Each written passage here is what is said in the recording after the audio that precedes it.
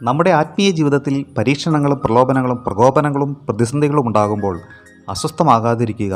നമ്മുടെ ആത്മീയ വളർച്ചയ്ക്ക് പരീക്ഷണങ്ങൾ അത്യാവശ്യമാണ്. പരീക്ഷണങ്ങളിലൂടെയാണ് എത്രത്തോളം ആന്തരികമായി വളർന്നു എന്നറിയാൻ കഴിയുന്നത്.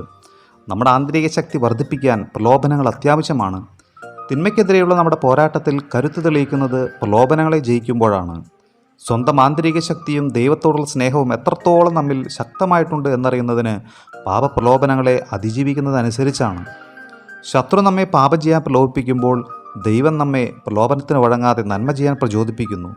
ശരീരത്തിൻ്റെ ജഡീക പ്രവണതകളും വൈകാരിക പ്രകോപനങ്ങളും തിന്മയുടെ പ്രലോഭനങ്ങളും നമുക്കുണ്ടാകുമ്പോൾ നമ്മുടെ ഉള്ളം സ്വീകരിച്ചിരിക്കുന്ന യഥാർത്ഥ അരൂപിക്കനുസരിച്ച് നാം പ്രവർത്തിക്കും. മറ്റുള്ളവർക്ക് മുമ്പിൽ ബാഹ്യമായി നല്ലവരായി കാണപ്പെട്ടാലും ആന്തരികമായി നാം എങ്ങനെയാണെന്ന് പ്രലോഭനങ്ങളിലൂടെയും പരീക്ഷണങ്ങളിലൂടെയും തെളിയിക്കപ്പെടുന്നു. നമ്മുടെ വൈകാരിക മേഖലകളെ നമുക്ക് തന്നെ മനസ്സിലാക്കാൻ വൈകാരിക പ്രകോപനങ്ങളെ ദൈവം അനുവദിക്കും. പ്രകോപനങ്ങളിൽ പൊട്ടിത്തെറിക്കാതെ സമചിത്തതയോടെയും വിവേകത്തോടെയും അഭിമുഖീകരിക്കാനുള്ള പരിശീലനമാണ് അതിലൂടെ നമുക്ക് ലഭിക്കുന്നത്. പരീക്ഷണങ്ങൾ വളർച്ചയ്ക്ക് ആവശ്യമാണ്.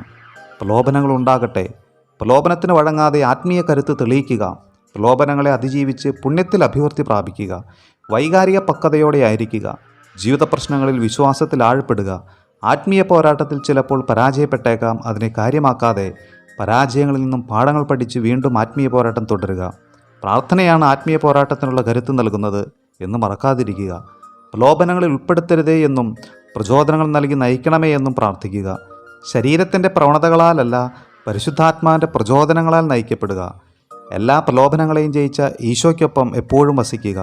ദൈവം അബ്രാഹത്തെ പരീക്ഷിച്ചത് അബ്രാഹത്തിൻ്റെ വിശ്വാസം എത്രത്തോളമുണ്ടെന്ന് ദൈവത്തിന് അറിയാനല്ല, അബ്രാഹത്തിനുള്ള വിശ്വാസത്തിൻ്റെ ആഴം അബ്രാഹം തന്നെ അറിയാനാണ്. പരിശുദ്ധാത്മാവ് നമ്മെ ശക്തിപ്പെടുത്തട്ടെ. ആമേൻ.